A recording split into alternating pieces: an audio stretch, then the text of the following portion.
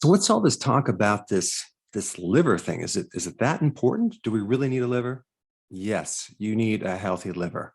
And the problem is the majority of the population has a fatty liver. And a lot of people don't even know that they have fat in the liver until they get an ultrasound or they get a CAT scan, and then they're shocked. So I think it's number one important to understand about the liver and the importances, as well as how to get the fat out of the liver. There's a great simple thing that you can do, which I'm going to talk about.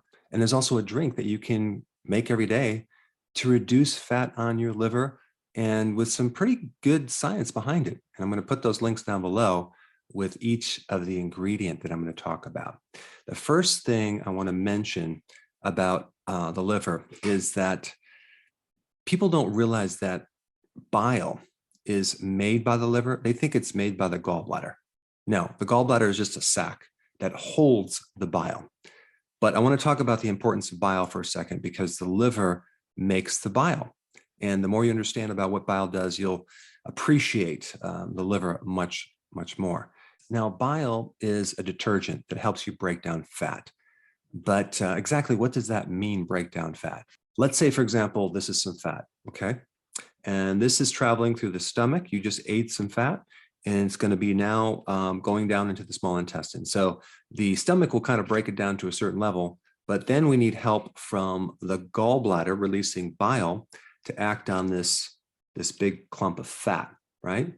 So the problem is that bile needs help to break this thing down, and it uses help from the pancreas. There's an enzyme in the pancreas called lipase, okay? Lipid meaning fat, ACE meaning enzyme. The problem is that in order for lipase to do its job, it needs the bile's help.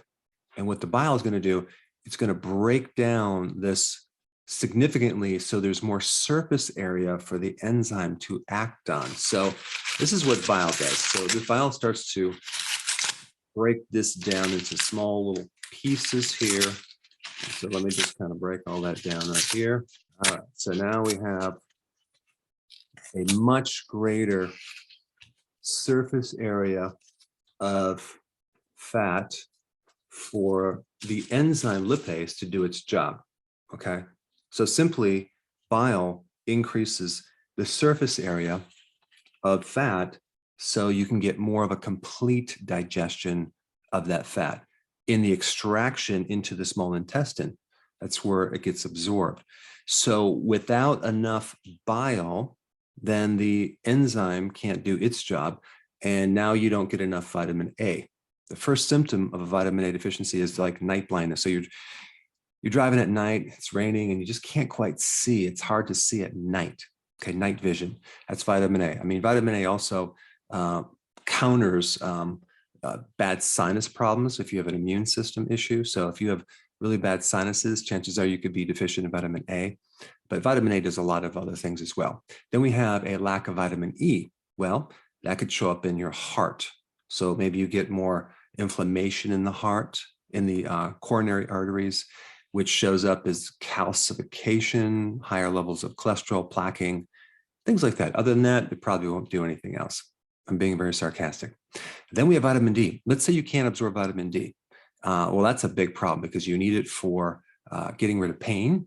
You need it for decreasing blood pressure. You need it for the formation of calcium in your bones, and as well as the absorption of calcium in the small intestine. So if you don't have vitamin D, the rate of absorption of calcium is like way, way lower. With vitamin D, you absorb 20 times as much calcium as if you didn't have it. So now you have all sorts of calcium problems like bone loss and problems sleeping at night, and you name it. Then we have vitamin K with vitamin K1 and vitamin K2. If you're deficient in vitamin K1, then you get bruising easily, you bleed easily, you can't clot as well. And with vitamin K2, a deficiency of that, you have a calcium building up in the arteries as well as the joints. Then we have other fats like omega-3 fatty acids. You need that to keep your inflammation really low. And without enough omega-3 fatty acids, you have all sorts of inflammatory conditions, arthritis, heart problems, even dementia, because of the involvement in your brain. Your brain apparently needs a lot of omega-3 fatty acids. Now, the other thing that bile does is it helps get rid of the excess amount of cholesterol. Let's say, for example, you decide you're going to lose weight and you get on the ketogenic diet. And now all of this fat cell is releasing its triglyceride and its cholesterol. That's what's in a fat cell. The combination of triglycerides, can be used for energy, and also cholesterol, which can't be used as energy. So we need bile to help eliminate that excess amount of cholesterol. So if you don't have enough bile, because you don't have enough capacity of liver function, then you end up with gallstones. Gallstones are created by a super concentrated cholesterol situation because there's not enough bile to emulsify and break it down. So we get this crystallization of cholesterol. So when people have gallstones, they actually need more bile. They don't need necessarily less cholesterol. And then you also have people that are on statin drugs, which basically block the production of cholesterol. And guess what bile is made out of? Cholesterol. This is why the risk goes way up in getting gallstones and all these other issues if someone's on a statin. And then the other big important purpose of bile salts is to help eliminate toxins. And now your body becomes instantly more toxic because you can't get rid of the toxins that are floating through the liver. Because the purpose of the liver is not to store toxins, it's to break down toxins into harmless particles. So if you can't break them down, and you're taking medication and you're being exposed to planet Earth, boy, you get a lot of extra poisonous things that are flooding through the bloodstream and through your body. So we really need this liver to work correctly. Another symptom of a fatty liver is that you start getting a heavier liver. It becomes enlarged, and that pressure doesn't fit in the cavity anymore on the right side. So it backs up and it puts pressure into the right side of your neck up to here to the shoulder. So you get shoulder pain. You get a lot of tension in your right trap, and that can create a fullness underneath the right rib cage is one of the symptoms. And, people say, well, I need to flush out my gallbladder. Well, you need to get rid of the fat in the liver. It's a little bit different than flushing out anything, which I'm going to explain. The other important part about the liver is its conversion function from T4 to T3, your thyroid. Without a good liver, you can't convert the thyroid hormones. So you might have hormones there, but they're not activated because they can't be converted. 80% of all the active form of T3, the thyroid hormone, works through the liver. So without that liver fully functioning, maybe you get 70 or 60 or 50% of it being converted. And here you are wondering, why do I have a thyroid problem? There's no reason to have a thyroid problem. The problem is not the thyroid, it's your liver, it's the conversions, okay? Very important. The other very important function of the liver is to buffer certain excesses of sex hormones like estrogen and testosterone. It's not good to have too much testosterone or too much estrogen. And so without the liver working right, you cannot form the proteins to buffer those hormones. And so then we have issues like polycystic ovarian syndrome in women, which is too much androgen. And we also have too much estrogen in even men. They start getting all sorts of problems with breast tissue and low testosterone, and the list goes on and on and on.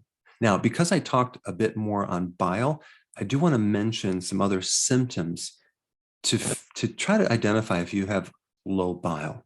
Okay, number one, do you have an intolerance to digesting fat? When you eat fat, do you find that you get more bloating? That would be an indication that you need more bile. Do you find that your stool is light colored, like pale, or even gray? Or does it float? Or does it leave skid marks? That could mean that you're low in bile. Do you find that after you eat, you're just not satisfied?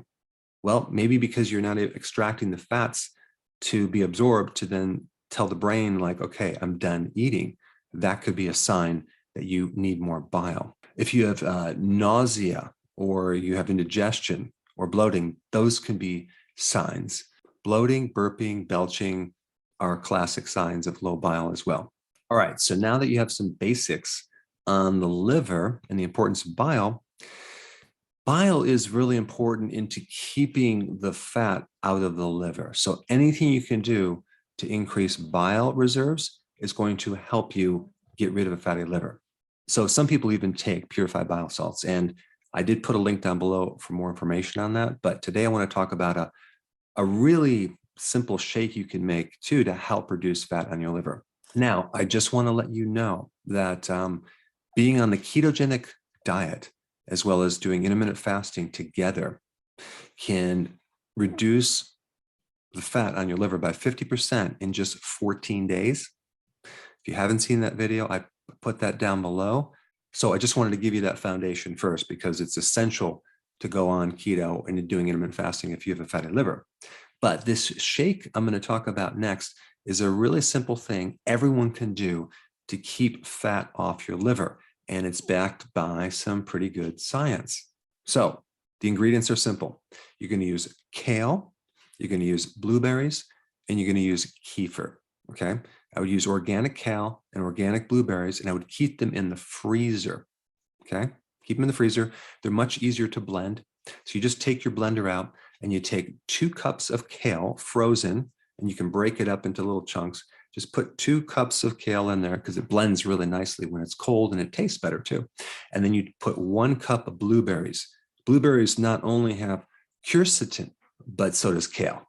Quercetin is the ultimate weapon against a fatty liver, not to mention its involvement in many other aspects of your health, including having a stronger immune system. But quercetin is a fabulous phytonutrient to target a fatty liver. But there's many other things in kale and blueberries that also help you with the fatty liver and liver function in general. So we take 2 cups of frozen kale, okay, put in the blender. We take 1 cup of frozen blueberries, okay. We put a cup of water, and we also put 1 cup of plain whole fat kefir, okay. Don't get the flavored kind, don't get the sweetened kind. Get the organic if possible, grass-fed if possible, whole milk, plain kefir. That's going to give you the probiotics that you need to reduce fat on your liver. So we have the water, the kefir, the kale, and the blueberries. And then you're going to simply blend this up for a couple minutes, okay? And blend it up really nicely and then chug it down. It tastes really good, and it's extremely effective in reducing fat on your liver. And do that every single day in combination with a healthy keto diet, as well as intermittent fasting. Now, if you haven't seen my video on how to reduce a fatty liver within 14 days, I put it right here. Check it out.